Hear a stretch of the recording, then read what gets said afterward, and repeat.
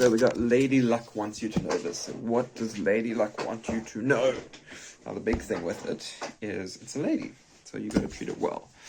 And the biggest thing here is, first of all, welcome in, guys. Good to see you. If you haven't seen me before, trust you're in the right place. Lady Luck just happily brought you here because she wants you to know how to treat her better so that she can treat you better. Reciprocal relationship and all that. And now that's a big thing within this, is that we're talking reciprocal energy. What that means is you get out what you put in. And the biggest thing with this is that what you're putting in, you want to be putting in, like, realistically. And if you're not, you want to figure that out, because if you don't go ahead and kind of work within that system, it leads to a certain dying off, and there's a certain nuance within it where if we're resisting that, and we're wanting it to be good in that, because it's okay. Sometimes we just don't have the energy to put in everything we can. And if you think about in a relationship, if you don't want to put it in, but you keep putting it in, then, let's say laundry or whatever it is, or cooking or whatever your part of the thing is, presence, like the point is, it's not when it's easy that it matters. It's when it's really challenging that, like, things really are shown for what they are and how we feel about people and how we feel about ourselves. Because showing up with earnest joy and love for our life is for us. The fact that it has beneficial and beautiful experiences for other people is amazing. And it's a serious gift and blessing. But it's very much about us doing what we need for our existence and experience to grow. And that's like this big thing where it's, at this point, there could be a lot of like pieces of energy and effort that have been like really struggling and stagnant. And for a lot of you, it's very much this perspective of, or should I say very few that it's not this about, but for most of you, it's about, and the others, you'll know yourself, don't worry.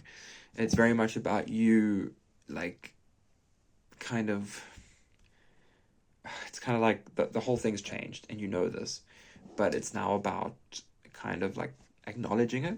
Like it's kind of the thing of, we keep going on to keep going on, and at a certain point you kind of know that you're going to keep going on, but now you realize that you're keeping going on to keep going on. And there's like, it's like the other shoe drops then, because as opposed to this, like, oh, I'm just going to go until, and then it's like now the process of, okay, like, what am I doing? And am I doing it because I want to? Because if I really want to do it, I will figure out ways to support myself to being able to do it, because I'm like tapping into the deeper parts of myself, and the friction this is causing is allowing me to grow. And like the big thing here, like it's major really, is like knowing where it is it's you and where it is that it's an imposed view. Is it you or is it someone else's view?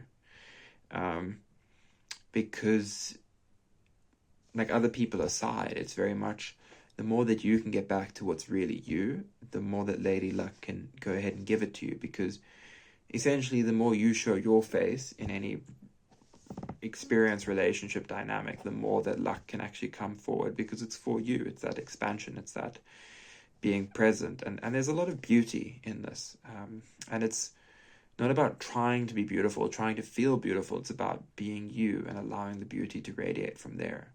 Very much this expanded heart energy. And the big thing with that is like it's like a flower, the power of a flower, where it's, the flower doesn't have to radiate or try to grow into what it is. It just is what it is, and therefore it grows into what it is. The environment, when the environment's correct, it allows it to do. While the environment isn't, it does its best while doing what it can within its capacity to move, to find itself and realize itself into a better environment. And this is very much like a two-part, where it's like seeing how you can make new friends, as well as trusting the guidance that's arising from present friends, old friends, new connections. Like it's very much, the guidance is how you feeling about things. And this is very much your discernment. And, like these readings and others like it are a really good tool for it, because you're not here to listen to what I'm telling you. This is just an entertainment-based experience of you being present with the terms in between. And the terms in between is how what I'm saying clicks and connects with something that you're experiencing, and then what that points you towards, how it is that creates an adaptive experience within yourself, and what it is that that continues to do. And now the key here is to open up space for that luck, because the more that you start allowing that luck in and like just kind of revering it, you know, really putting it in the central space and looking closely towards it and the angle of it and how it's moving and the glint of the light and like phenomenological things of experience, the more that you can actually go ahead and start to like centralize it in your love life, because that's really what it is. Like luck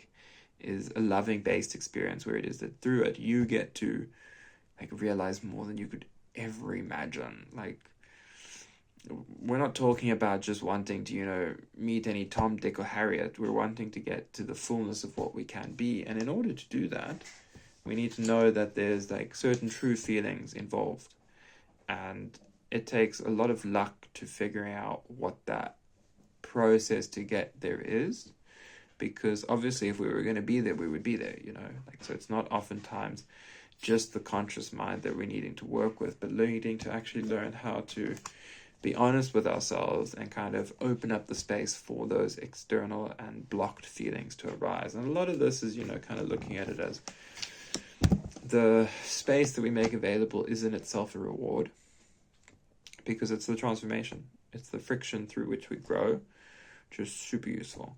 But there's a certain like ability to respond in having the capacity to be aware of these things and to make the space and time when so many people are compartmentalizing their experience, to actually make the time and like the holiday from day to day life. And a big thing there is very much, you know, how can you recognize in these really challenging times, these like wintry times where it is that everything's slowing down and feels stagnant, what can you do to bring more life and clarity and energy in?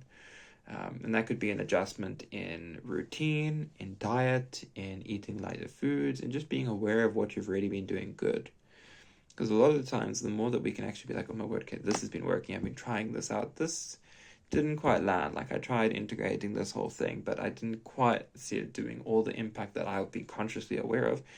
So what can I do to help create the circuitry, neurocircuitry, like physical circuitry within that experience? And like even like, let's say a routine change. A lot of the times a routine change to really start growing and like realizing the momentum that it's creating is to like slow down within it. And when we want to be excited and change it and go do something new and hip and happening, it's to actually just slow back down into where it is that we've found it to be good, and to do that. Because you don't know where it is that you are, that just one more time. Show up just one more time. Just do the thing just one more time. Because to get it right, all it takes is technically doing that until it does it. And that could seem like it's taking forever until it does it. And then it's it. It's done. It's not complete. It's not finished forever. And that's the beauty of it, because it's now iterating further.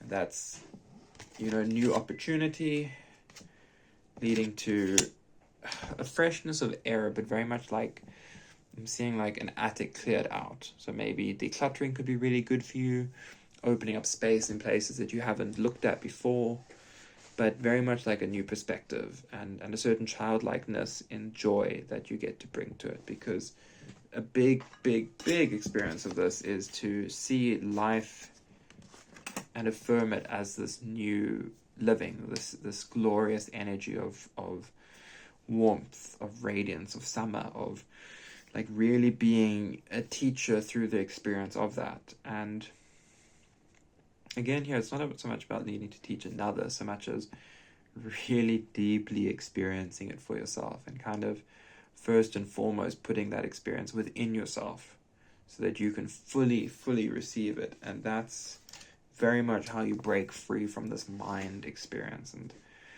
it's kind of like there's still this feeling of seeing like it can go that way or it can go this way, and it's like it has to just go the way.